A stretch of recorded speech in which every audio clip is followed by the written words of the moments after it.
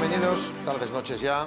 Hoy en A Fondo, aquí en el formato breve de los lunes, en el que vamos a tratar varios temas interesantes, no solo a nivel de formación, con profesores de la EOI, también profesores de formación continua, sino también lo haremos buscando los contenidos que más interesan a muchas personas que quieren formarse de ahora hasta el futuro. En un día en que la economía de nuevo está vinculada una vez más a las vacunas, vemos algunas comunidades quejándose porque no llegan suficientes de las que estaban previstas.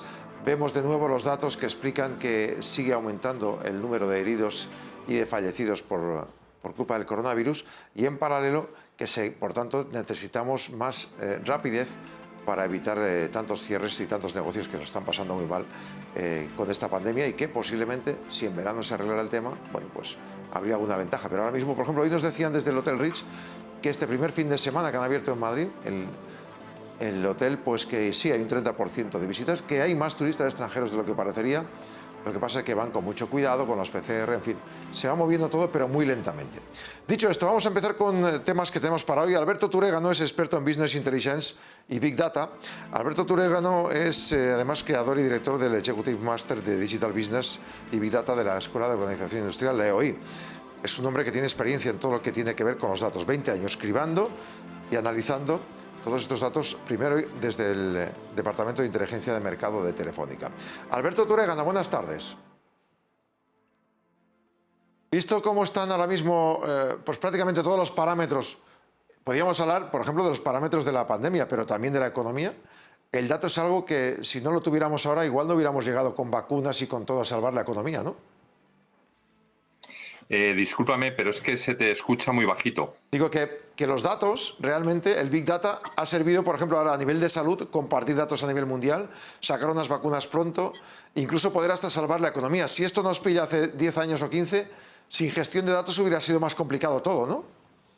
Hombre, sin duda alguna, el poder disponer de datos para tomar mejores decisiones y sobre todo disponer de la tecnología, ¿no? Y la capacidad de computación que existe hoy en día para poder generar todo ese conocimiento, pues desde luego es una ventaja fundamental, ¿no? Con respecto a hace unos años. Sí, sí. ¿En qué consiste? ¿Por qué es útil el Big Data? Pues desde la salud hasta el dinero y a prácticamente todos los órdenes de la vida de hoy en día.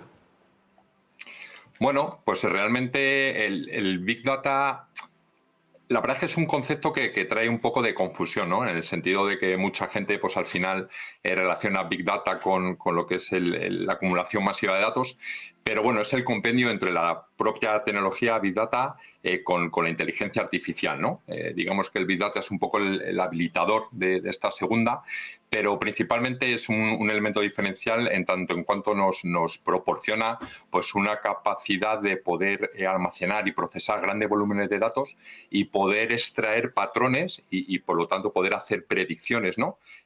Muchas más exactas. Como comentas, por ejemplo, en el sector salud a día de hoy, pues se está realizando una gran cantidad de algoritmos relacionados con la predicción de diagnósticos e incluso con la prevención, ¿no? De enfermedades. Por lo tanto, pues efectivamente, ¿no? el poder, el tener esta tecnología que permita procesar grandes volúmenes de datos en un tiempo significativo, pues supone, por supuesto, una gran ventaja. Lo que se pregunta todo el mundo, ¿hasta qué punto, dónde está la línea, franqueable o no, hasta la cual se puede llegar utilizando datos sin conocer más allá de lo que no se debe conocer de cada una de las personas que significan ese dato? ¿Está esto bien trabado? Digamos que sí, ¿no? Realmente a día de hoy existe un reglamento europeo, ¿no? que entró en vigor, pues quiero recordar que fue en el año 2016, aunque se empezó a aplicar en mayo de 2018, que vela un poco, ¿no? por todo este tratamiento de los datos, de tal forma que se haga de una forma anonimizada y agregada, y vele, por lo tanto, ¿no? por la privacidad de los ciudadanos europeos. Entonces, en este sentido sí que hay, bueno, pues una normativa. De hecho, la Comisión Europea publicó en febrero de 2020, quiero recordar, el libro blanco, ¿no? Sobre la inteligencia artificial, que justo lo que propone es eso, ¿no? El uso ético de los datos con el objetivo de, bueno, aprovechar esas posibilidades que nos da la inteligencia artificial Big Data, pero siempre velando, ¿no? por los derechos de los ciudadanos. Alberto, ¿qué es una compañía data driven? Bueno, digamos que una compañía data-driven es aquella compañía que tiene el dato en el centro, ¿no? de su organización. Es decir, es aquella compañía en la cual todas las decisiones giran en torno al dato. No se toman tanto decisiones en base un poco digamos, a ese sentimiento, ¿no? A esa percepción, a ese, lo que llaman el gut, ¿no? Los ingleses, y más tomado en base a los datos. A día de hoy, la verdad es que en España, por lo menos, está bastante incipiente lo que se llama la alfabetización de datos, ¿no? El data literacy, en cuanto a la capacidad de que tienen las organizaciones para poder trabajar, analizar y conversar, ¿no? En base a los datos, y se toman mal las decisiones un poco en base a percepciones. Cualquier compañía que nos escucha, España tiene muchas pymes, podría ganar más o trabajar mejor los datos. Y dos, ¿cualquier compañía podría tener un sistema propio de gestión de datos o es mejor que lo subcontraten?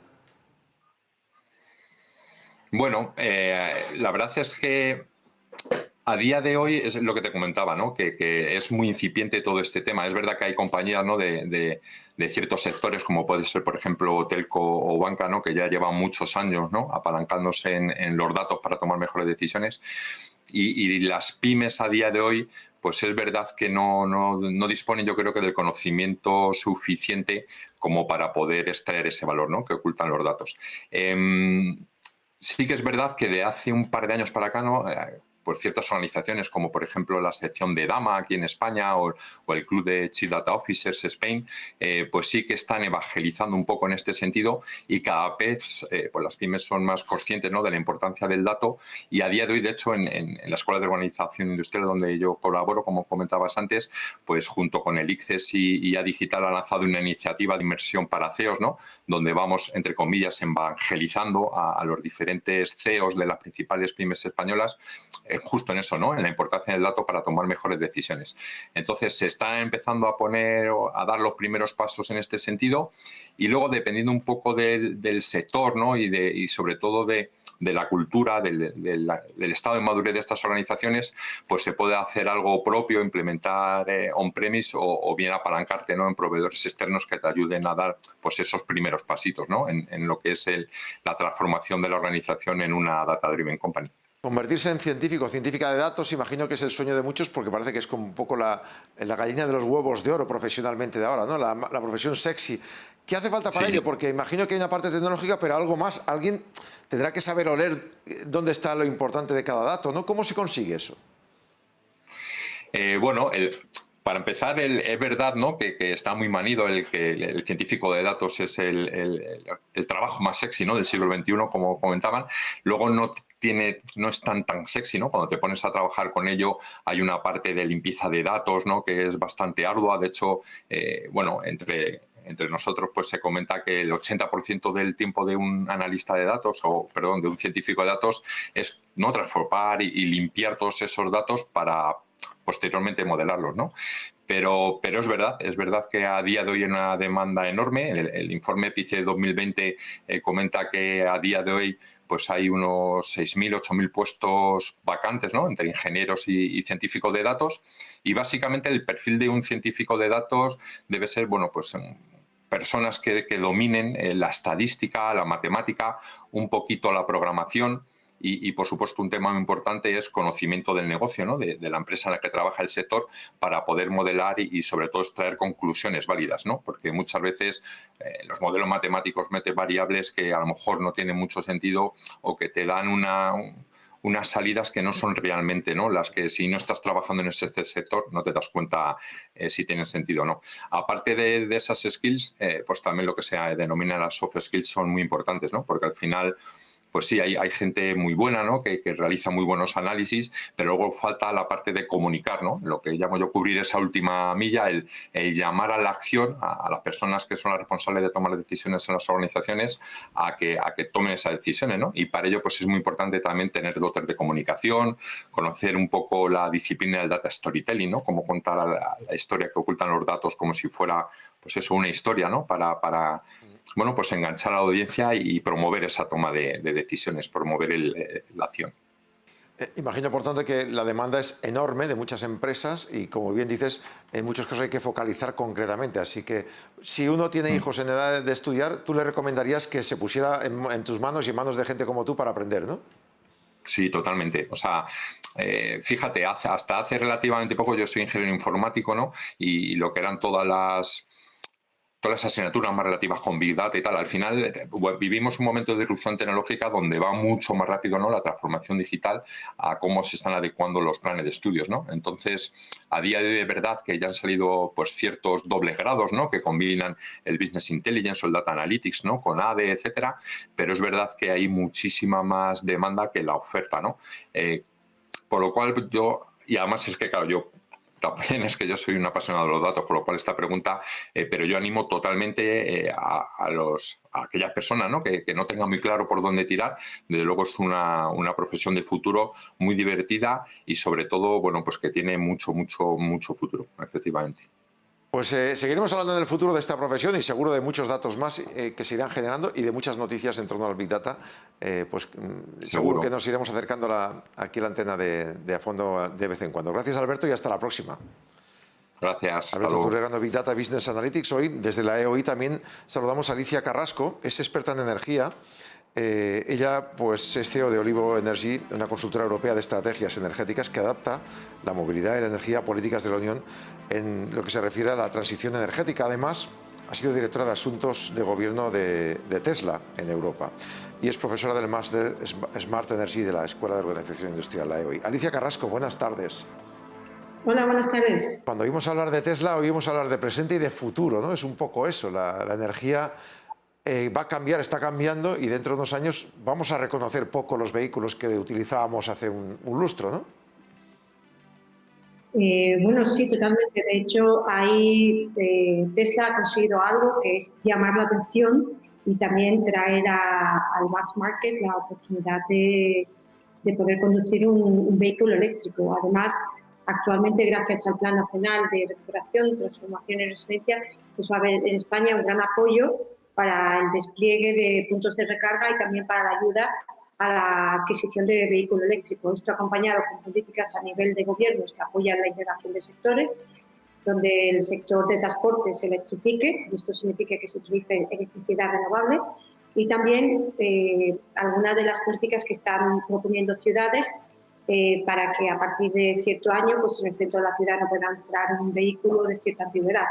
Con lo cual aquí vemos el desarrollo tecnológico, también la gran apuesta que hizo Elon Musk para el despliegue de la tecnología y del vehículo eléctrico, y también las políticas y regulaciones locales y nacionales para el apoyo, y también europeas, para el apoyo de la transformación del sector de transporte, descarbonizando, utilizando la electricidad renovable, que puede venir por energías renovables o podría venir incluso por el hidrógeno para aquellos vehículos de mayor tamaño.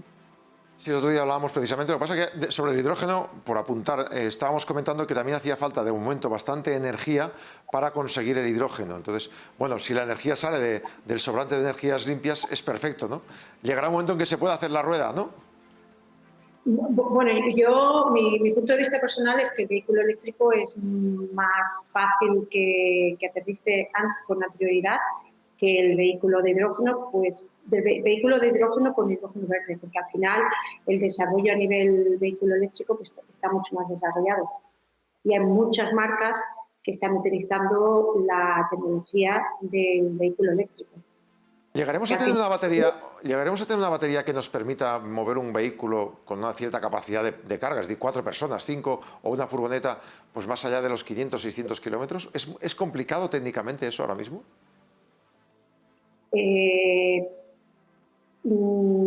Actualmente las que hay tienen un precio muy caro, normalmente son los vehículos de alta gama. Entonces, si también lo que tú dices depende de dónde conduzcas y con cuántas personas conduzcas, pues de alguna manera la batería dura más o menos. Pero yo pienso que la respuesta va a ser que sí, que tecnológicamente sí que lo tendremos, y también la respuesta va a ser que nos vamos a acostumbrar a conducir de forma diferente.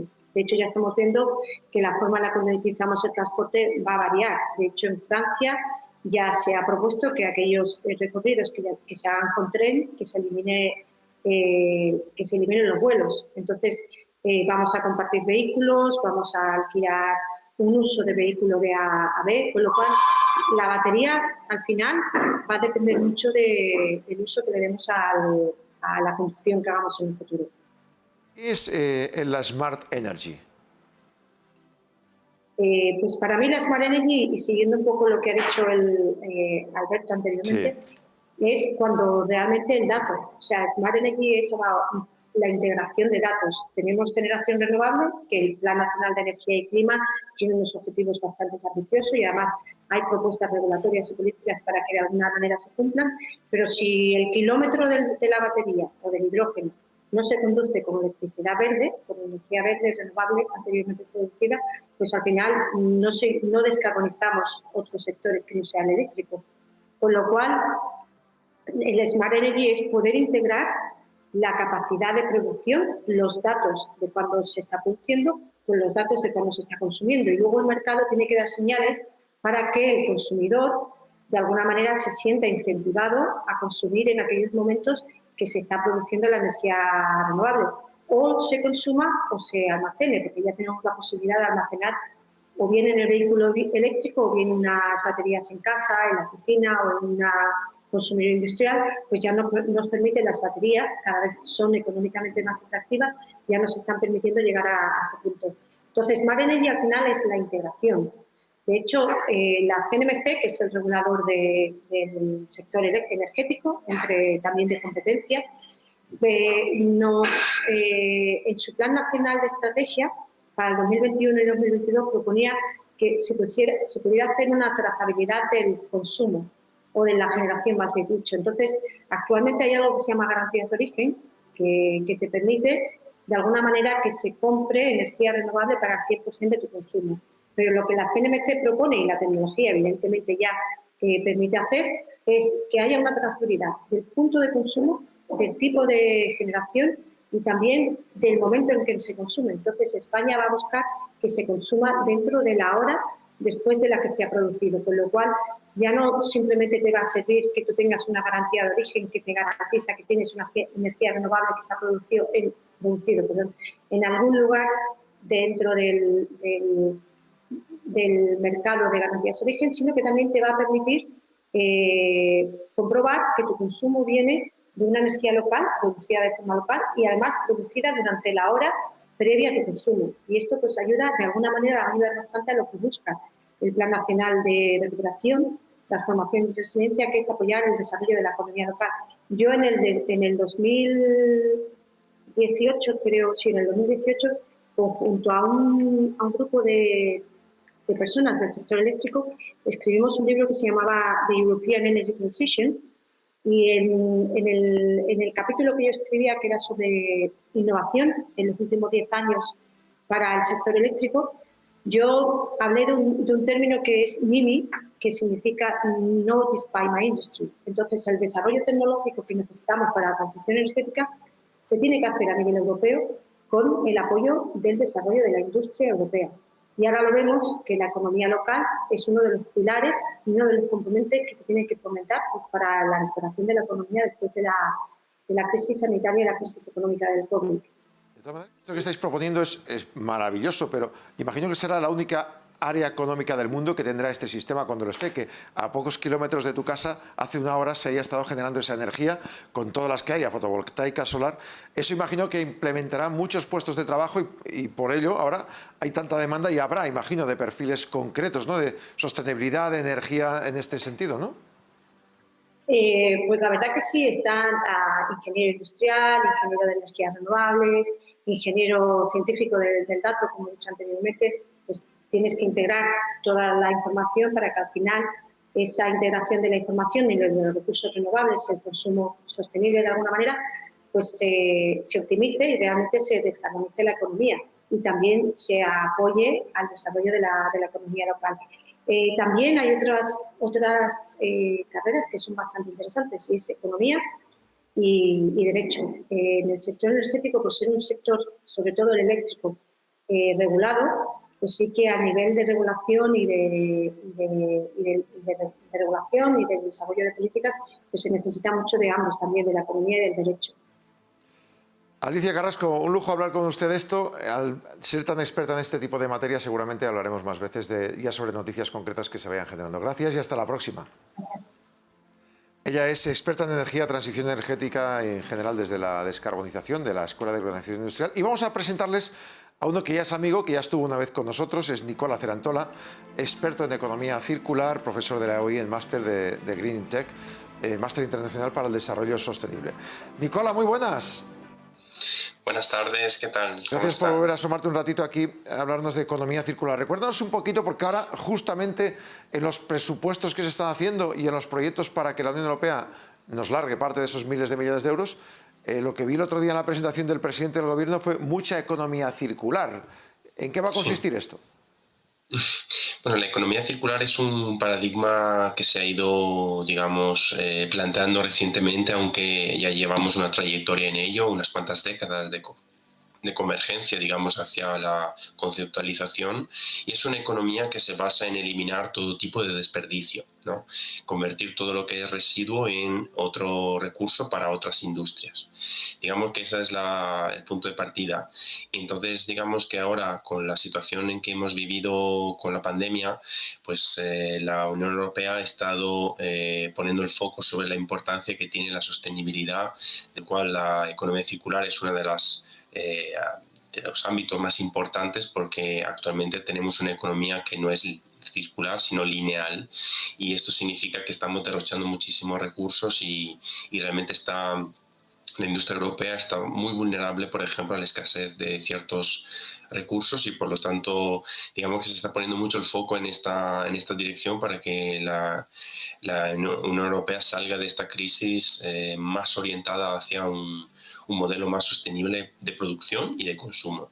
Claro, Por lo Nicola, tanto, la los que economía están ahora circular, mismo, sí. mucha gente que estará en casa dirá, bueno, vamos a ver, a mí me gusta reciclar, muchos de nosotros reciclamos, muchas empresas invierten en reciclaje y ahora me están diciendo que no somos circulares. ¿Qué nos hace falta? ¿Qué hace falta para conseguir, por ejemplo, a través del ecodiseño, 100% circular, si es que no es una quimera, si es que se puede lograr? Sí, esta es una buena reflexión, y es que en el fondo depende de qué economía hablamos. Si hablamos de una economía del reciclaje, y es una economía que prospera con el residuo, por lo tanto tiene en el fondo un conflicto de interés con lo que es la economía circular, que pretende eliminarlo. Sí. Entonces la cuestión de lo que nosotros hagamos en casa es una aportación, una contribución, pero el sistema se tiene que cambiar desde una manera mucho más radical, y tenemos que empezar a generar muchísimo menos residuos. Entonces, la cuestión es que cuando el residuo se convierte en un negocio, obviamente hay poco interés en quitarlo. Entonces, la economía circular sí que pretende regenerar la economía a partir de la eliminación de residuo. Y el residuo realmente se genera porque es un recurso que el pobrecito está en el lugar equivocado, en la composición química equivocada. Es alguien que pasó por ahí por error y le pasó la desgracia. Por lo tanto, el ecodiseño, digamos que es una forma de prevenir que este pobre residuo, perdón, este pobre recurso no termine siendo un residuo, no termine siendo discriminado como residuo, porque en el fondo ese puede tener muchas otras vidas y le podemos dar mucho más valor dentro de la sociedad. Por lo tanto, el ecodiseño es fundamental porque permite incluir criterios ambientales en la forma en que nosotros diseñamos los productos y los servicios. Por lo tanto, desde el principio nosotros ya planteamos cómo va a terminar la vida de un producto y cuál va a ser su siguiente vida. Vale, entonces imaginemos que sea un producto de alimentación, o que sea un producto manufacturado, o que sea un trozo de chapa. Se puede hacer un ecodiseño sobre este elemento desde que se extrae de la tierra hasta que va, bueno, de hecho nunca va a volver a morir, siempre estaría circulando, ¿no? Sí, Como el digamos que vidrio, por ejemplo. Sí, dependiendo del tipo de material y de producto, digamos que el ecodiseño puede tener diferentes estrategias. Una, como en el caso del vidrio, puede ser una estrategia de durabilidad, en que yo tengo un producto que me dura mucho tiempo, pero también puede haber otras estrategias, por ejemplo, como algunos metales o ciertos polímeros que son altamente reciclables, mejor dicho, superciclables, significa que se pueden reciclar sin perder sus cualidades, y esto es un tema importante. Entonces, digamos que dependiendo del tipo de recurso y de producto, pues hay muchas estrategias, ¿no? Y el tema, por ejemplo, de los alimentos, es que nosotros hoy en día lo que hacemos en las ciudades es que tiramos toneladas y toneladas de materia orgánica que se podría aprovechar para hacer biogás, por ejemplo, para hacer compost, o incluso para llegar a hacer bioplásticos, ¿no? Entonces, digamos que nuestra torpeza es lo que hace esta economía lineal. Por lo tanto, tenemos que replantear muchos de los procesos industriales que tenemos, pero también de nuestra forma de consumir. Hola, puedo entender más o menos qué es el Green Tech. Hay un máster de Green Tech, es tecnología verde, entonces. Sí, esto es la combinación, la cuadradura del círculo, como se puede decir, porque efectivamente además combina lo que comentaban mis compañeros sobre el tema de la importancia que tienen los datos y la digitalización y las tecnologías. Al final sería ingenuo por nuestra parte pensar que la sostenibilidad o la economía circular se pudiese llevar a cabo simplemente o prescindiendo de la tecnología. Tiene que estar la tecnología, obviamente, porque la tecnología es una habilitadora de que las cosas pasen, ¿no? Y nosotros hemos ido evolucionando en nuestra civilización y hemos evolucionado hasta un punto que ahora tenemos que poner la tecnología al servicio del medio ambiente, al servicio de la sostenibilidad. Entonces el Green Tech es la combinación perfecta de dos temas muy relevantes para la Unión Europea, porque antes hemos comentado la importancia de la sostenibilidad y de la economía circular, que está en todos los foros económicos y políticos, y el segundo eslabón de esa cadena que se está transformando es la digitalización y las tecnologías. Entonces, digamos que este máster lo que hace es tratar de formar los profesionales para que tengan esa dualidad, ¿no?, entre la combinación entre sostenibilidad y tecnologías. Por lo que me estás comentando ahora mismo, realmente la Unión Europea dará un dinero teóricamente para conseguir un objetivo que tendrían que implementar ellos mismos, ¿no? O sea, una pyme entiendo que no puede generar economía circular, puede formar parte de ella, ¿no? Pero tiene que haber alguien arriba, en la cúpula, que diseñe estos proyectos. No sé si tiene que ser la Unión Europea, la ONU o la propia o el gobierno de cada país. Sí, en este sentido, digamos que las pymes tienen, con respecto a grandes corporaciones, tienen limitaciones en muchos aspectos, ¿no? Pero bueno, también la verdad que el tejido, por ejemplo, empresarial español, que está compuesto sobre todo por pymes, tiene un grandísimo potencial porque son muy ágiles. Entonces, las grandes corporaciones pueden tirar, digamos, la cadena de suministro, ¿no? Y las pymes se ven un poco más arrastradas en realidad, pero cada uno puede contribuir. En el fondo, yo, por ejemplo, tengo muchas pymes o emprendimientos que están encaminados en la economía circular y ellos contribuyen con su granito de arena a lo que es la transición a un modelo donde desaparece este concepto de residuo y donde realmente se ponen en valor las cosas y se plantean nuevas formas de producir y de consumir. Tomamos nota, pues. Nicolás Sanantola, gracias por volver y seguiremos en contacto aquí en Negocios TV, en A Fondo, contigo y con otros compañeros de la EOI. Gracias y hasta la próxima. Muchas gracias.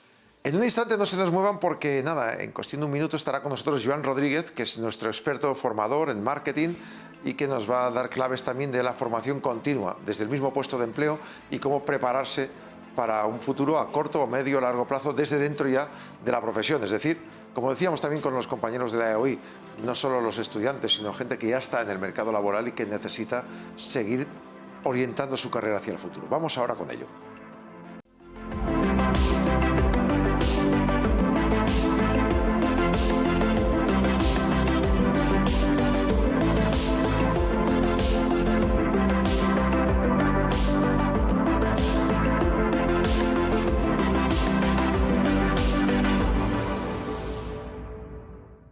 Seguimos aquí con ustedes. Los últimos 10-12 minutos del programa de los lunes los vamos a dedicar, como les comentábamos la semana pasada, a formación.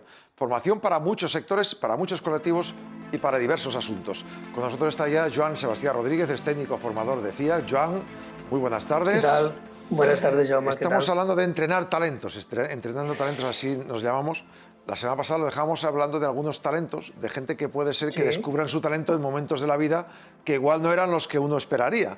Eso es lo interesante también, ¿no? Saber descubrir el momento en que tu talento puede salir, ¿no? Claro, es el gran secreto, es decir, es el que todos muchas veces estamos, oye, pero muy bien, yo estoy trabajando de esto, pero realmente es que me gustan otras cosas, no me acaba de llenar, no me acabo de sentir bien. Entonces, la cuestión es, y haremos lo que hablábamos la semana pasada, el tema del DAFO personal, lo hablaremos un día, pero lo primero que hemos de descubrir es cuál es mi habilidad, talento, qué es lo que decimos en broma, incluso teniendo 60 años, qué quieres ser tú de mayor, ¿no? A partir de aquí tienes que descubrir tu habilidad y talento y empezaríamos a hablar ya de lo que es la escalera del conocimiento. Vamos a hablar precisamente de eso, de la escalera del conocimiento y para qué formarnos. Cuéntanos un poquito qué es la escalera, explícanos un poco el espacio de hoy. Mira, al final es como le llamamos escalera, porque es como etapas que tú has de pasar dentro de tu formación para llegar a tu objetivo definitivo. Pero es una escalera en que todos estamos en algún momento de nuestra vida, ¿vale? Hoy profesionalmente todos estamos en algún escalón que vamos a hablar en estos momentos, ¿no?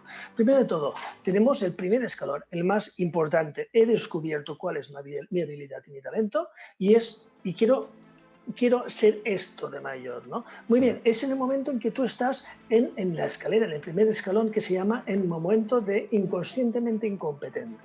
Es decir, no tengo ni idea, no sé nada y no sé lo que no sé, ¿vale? O sea, si estoy en la fase en que tengo la habilidad, tengo claro, pero es que no sé lo que quiero llegar a estudiar. Yo te pongo un ejemplo ahora. ¿Te acuerdas, Jaume, cuando tenías 14, 15 años y querías sacarte el carnet? Sabías que algún día tendrías el carnet de conducir, ¿no? Espero que sí, claro. Imaginaba que algún día, como los demás lo hacían, yo también lo haría, pero no sabía cuándo ni cómo, claro. Claro, eras inconscientemente incompetente. Sí. Eras inconscientemente incompetente. ¿Qué pasó? Que a los 18 años, como muchos de nosotros, te fuiste a la autoescuela y aprendiste a conducir. ¿Te acuerdas el primer día que cogiste el coche? No quiero acordarme. Es decir, tardabas media hora en salir del aparcamiento, que si el cinturón... Es decir, soy total y absolutamente incompetente y lo sé. Sí. ¿Vale? Lo sé, soy conscientemente incompetente. Oye, no, sé que no sé. Por lo tanto, precisamente y curiosamente es el momento en que hay menos accidentes graves. Curiosamente, los jóvenes tienen menos accidentes graves, los que empiezan, ¿no? Porque vas con más cautela, vas con más cuidado, ¿no? Vas con más miedo, pisando huevos, como se dice, ¿verdad? Es que vas a 10 por hora por la carretera, te está pitando todo el mundo, por lo tanto es casi imposible que vuelques el coche, como decirlo de alguna manera. O sea, ahí eres consciente de que eres incompetente. Muy bien. Siguiente estado. Llevas la L. En estos momentos es cuando dices, ostras, entro de nuevo al trabajo, acabo de llegar.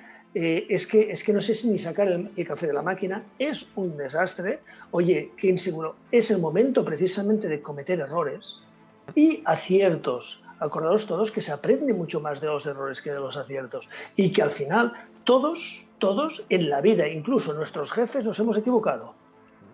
Es más, yo os diría hoy que la equivocación de per se no existe, porque nadie adrede se equivoca. Simplemente con la información que tenías en ese momento has tomado la decisión correcta. ¿Qué pasa? Con el tiempo te has dado cuenta que no era correcta. Bien, pero no sufráis. Es el momento de la equivocación, es el momento de aprender.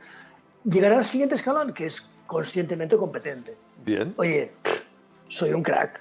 Ese momento que conduzco, pongo primera, bueno, los que no tenemos automático, pongo primera, segunda, doble embrague, que no sé qué, oye, que haga una conducción espectacular y lo sé. Ese momento que en el trabajo, soy bueno y sé que soy bueno y lo sé.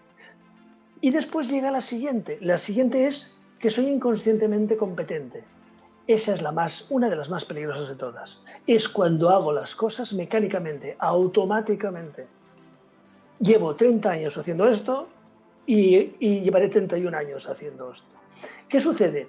Que la capacidad de aprendizaje tuya en cada una de las fases es o más alta o más baja. Claro. Está claro que la peor para aprender es inconscientemente competente. Claro. Entonces, claro, realmente esos procesos, sin darnos cuenta, los tenemos que vivir en cualquier orden de la vida. Me dices del carnet de conducir del trabajo, entonces si me meto en otro nuevo empleo, empezaré también, o me pongo de autónomo emprendedor, empezaré de cero con esa escala también, ¿no? Claro, y ahí has tocado uno de los temas delicados, que es el tema de la emprendeduría, que es un tema que España es un país de emprendedores, pero acordémonos que el 70% de las empresas que nacen mueren al año y medio. Es importante, o sea, no todo el mundo tiene la habilidad de emprender. Todo el mundo quiere aprender y puede tener el potencial, puede tener el dinero, pero no todo el mundo puede tener las habilidades de emprendeduría. Pero bien, sí que es cierto, es el momento en que empiezas aprendes mucho.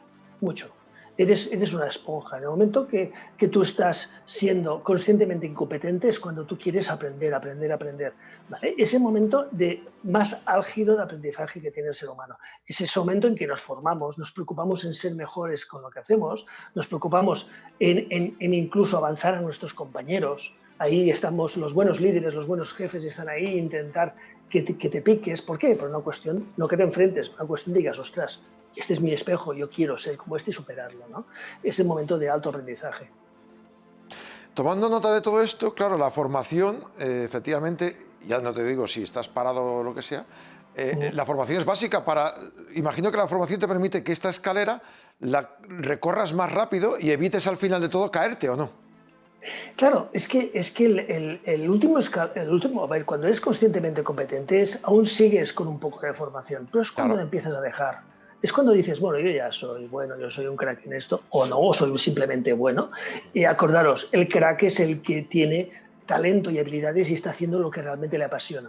Ese es el crack, la gran diferencia es esta, la actitud, ya la veremos también. La cuestión es, en el momento que paso del conscientemente competente al inconscientemente competente, es cuando dejo de formarme. Claro. Y es ahí cuando vamos como el coche ese que íbamos a 30 por la carretera y nos avanzaban por todos lados. Ese momento en que estamos retrocediendo en vez de ir avanzando. Hacemos las cosas automáticamente, hacemos las cosas matemáticamente, de una manera, oye, llevo 20 años haciéndolo así, ahora me vendrás tú a explicar qué. No, hombre, no, ya te lo explicaré yo a ti. Es decir, llama a alguien que ha estado en comunicaciones como tú, si no se ha formado hace 10 años ha cambiado algo la cosa, ¿no? Desde luego que sí. Lo tendríamos muy crudo. Efectivamente, hay que ser, no puedes parar nunca de formarte y de sentirte como un pulpo en un garaje en muchas ocasiones. Otra cosa es que luego lo silencies y te pongas en la oscuridad de la noche a prepararte para que el día siguiente te vean mejor preparado, ¿no? Sí, aquí el tema aquí tendríamos que trabajar mucho en la automotivación personal, el que realmente, que hagamos las cosas mal, no nos preocupemos.